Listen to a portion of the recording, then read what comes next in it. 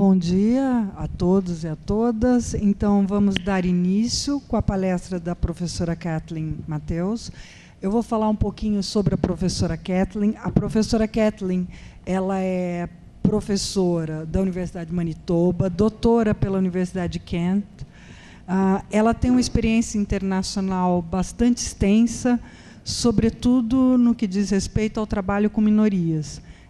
Especialmente, ela tem vários trabalhos realizados junto a comunidades africanas e com o uso de tecnologia, né? Ela tem vários orientandos, já orientou inúmeros trabalhos de doutorado, mestrado, tem inúmeras pesquisas, né, realizadas não apenas no Canadá, mas em outros países, em particular no continente africano, e além de ter inúmeras publicações na área. Então, nesse momento, a gente vai passar a palavra a ela. Quero aproveitar e dar as boas-vindas, né, e que a gente tenha uma manhã bastante proveitosa. Good morning, and thank you very much for the opportunity to share with you some of our experiences with blended and online learning in Canada. It's always a treat for me to come to Brazil. I've had opportunities to come earlier, especially to the Federal University in São Paulo, and we've had visitors of students who are also studying blended and online learning. So today I'm going to talk a little bit about blended learning in Canada, in particular some of the opportunities and challenges that we face as we move towards new modes of delivery. I'm going to talk about a definition, and I know definitions can often be boring, but sometimes it's a good starting point.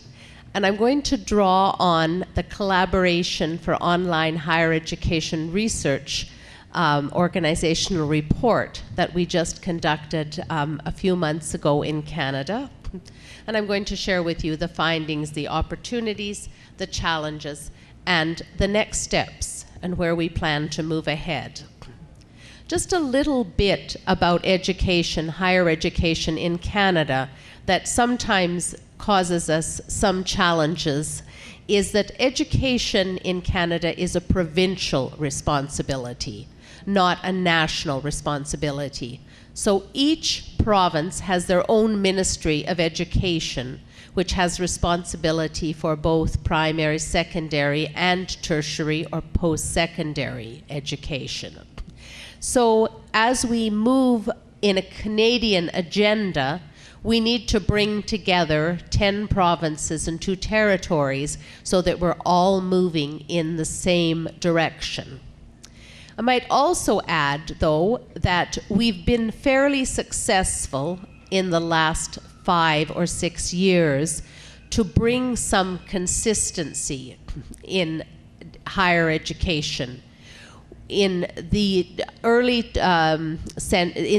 2000, we signed an agreement among all the ministers of education to allow students to transfer courses between institutions, and not only to transfer courses from traditional institutions, to travel, but also to transfer courses between open and distance and traditional, which can be used towards your degree. So within that context and environment, we undertook this study. When we looked in our study and basically across Canadian institutions, how we define blended learning is, again, on the continuum of online learning. If we consider a continuum, we have in one end online and in the other end face-to-face. And as we think about blended learning, and for us in a traditional university, as this university is, with a strong focus on both access for students and research, we need to think of a way that we can use both face-to-face and technology. So Randy Garrison and Norm Vaughan in 2008 put together a definition for blended learning, and they talked about it, as you can see, as the organic integration of face-to-face and online components. And it's really an innovative approach in that it allows us to truly redesign the course, so that we have to think and be much more reflective on our teaching as we move from a traditional face-to-face or from an online course to move to blending, where we put together both the face-to-face elements and the online elements. One thing that's interesting about blended learning, and an interesting aspect of it, is in our university, oftentimes people say, oh, I think I'll blend my class because next Thursday I'm not coming to the university, so I'll have the students work online. We've all been in that situation, but that's really what Randy Garrison asks us to guard against. It's to really think about what our students need to learn. What are the outcomes?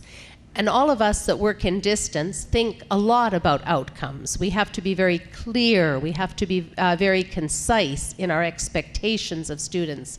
But when we think about teaching face-to-face, sometimes we don't think much beyond the lecture. We think, okay, I've got my lecture notes, I have my content, and if the students have difficulty, I can explain it to them in class. Very different in an online class. But when you're blending learning, you really need to think about your course. And we've all taught in face-to-face, and we'll think, what can we put online? What kinds of things could the students do on their own? What would be better for the students to do? Could they watch a video? Could they read text? Could they do a web search? Could they have a discussion group? Are there things that we could do online that would better serve the learning needs of our students? And that's what he asks us to do when we design courses. He asks us to be reflective. And it's interesting that the instructors last year at our university that developed blended all said it made them think a lot more about teaching. It made them be much more reflective in how they teach. We oftentimes think about our subject, but we don't always think about how we teach it. So as we look at a blended learning course, we think about what could we teach face-to-face and what could students do online. And how do we integrate what we do face-to-face with what we do online? It's not two courses, but it's a matter of a student coming face-to-face, and then it leads into their online work. And we call that triggering in blended learning, that if we have a lecture, we may send them away with something to do online, to find web resources, to critique something. If they work online, we may ask them to work together on a group project and then present it. So we need to ensure that there's a continuum of learning in blended learning. This is a graph that we put together, and it kind of puts blended learning in the center. But if you have a look at the visual, you'll also see that there in the corner of the right-hand side at the bottom, there's online blended learning. And this is a new type of blended learning that's emerging, and Michael Power at Laval University in Quebec talks about that. And he believes in online blended learning that you use synchronous technologies. You use particularly Web 3.0 technologies like Skype, Google Talk, and with that you replace the classroom. And the university, Tele-University in Quebec, that's what they consider blended learning. So you can see already within one country we have multiple ways of dealing with blended learning.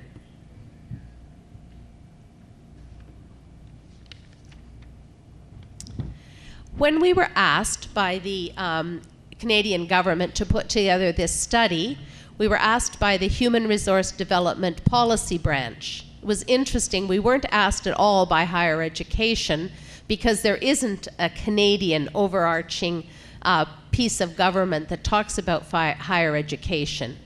But their policy analysts had read much about blended learning as a promising practice.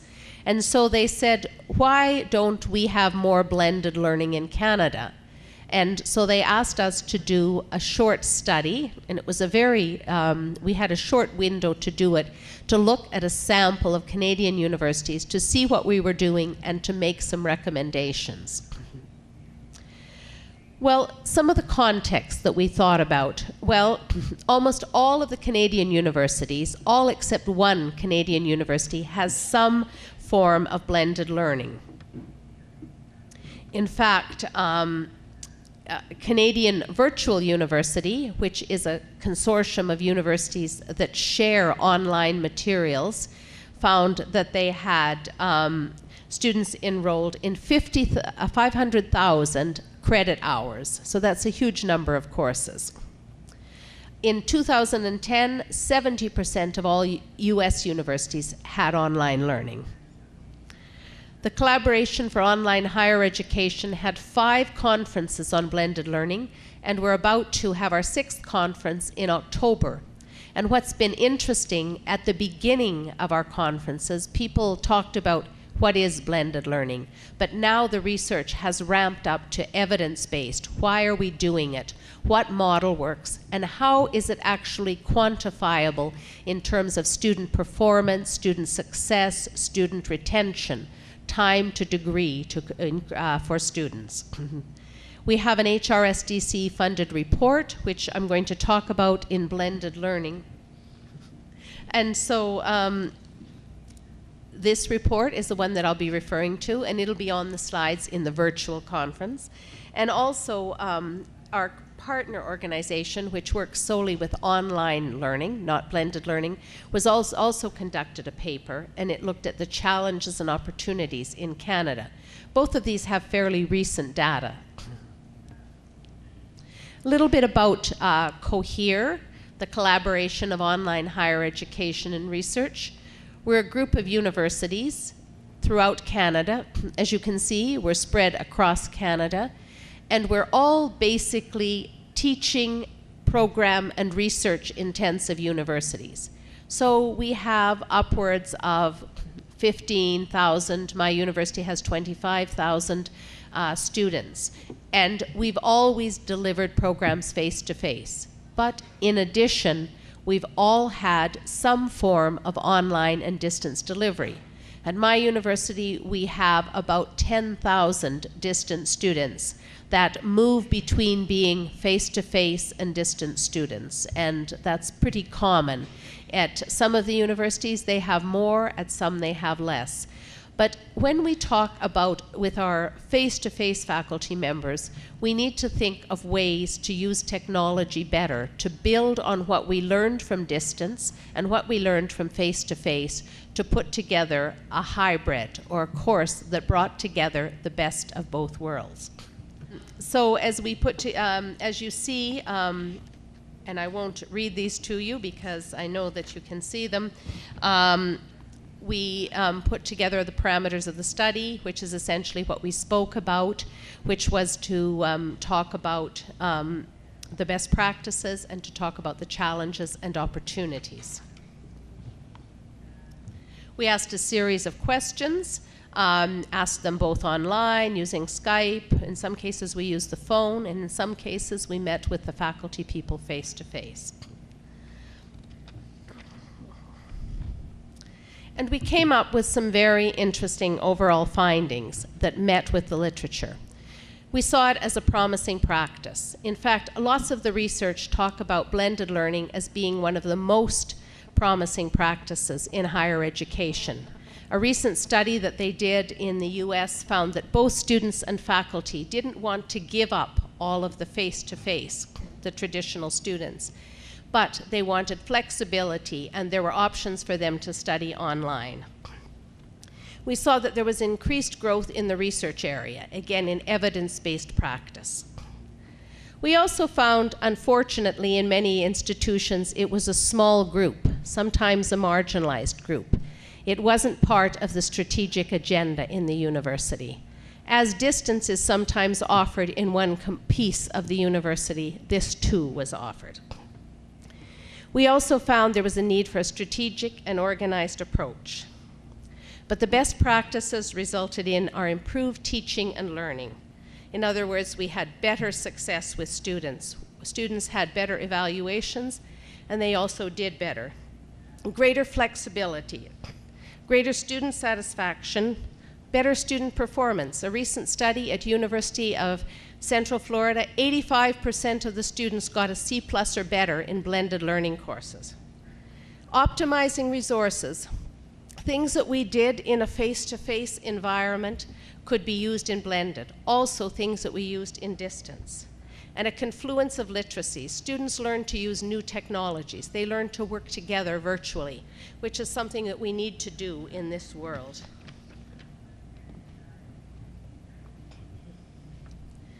When we talked about how we developed and enhanced, essentially, these are the kinds of things that we did. But I think it's important, too, that we talk about what a global graduate is.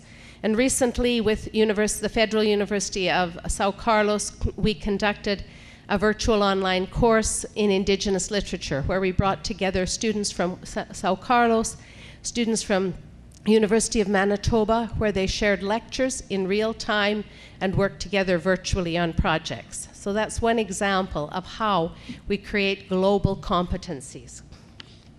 For students, the greatest thing was flexibility. Over 55% of our students are working part-time in Canada. This gives them a new opportunity to take courses in a flexible environment.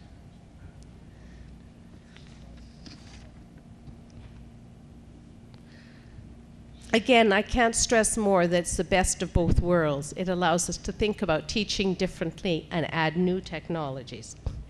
It's a comfortable place in the continuum for faculty, and it can generate great savings for the institutions. University of Central Florida said that they saved almost $7 million in building construction by using a combination of blended learning in their classes, where they reduced the classroom's time and allowed more use of classrooms.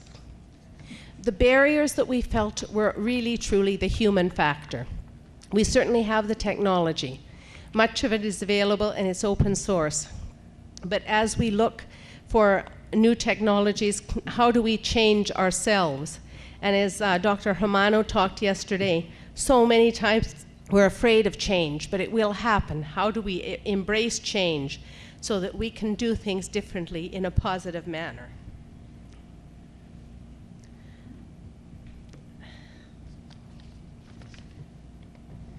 For the next step for all of us is to develop a strategic agenda, led by our senior administration, but in consultation with faculty. An implementation plan must bring together multi-stakeholders. Essentially, we just need to do it. We have the resources. We have both the technical and the pedagogical resources. We need to continually evaluate and revise. Thank you.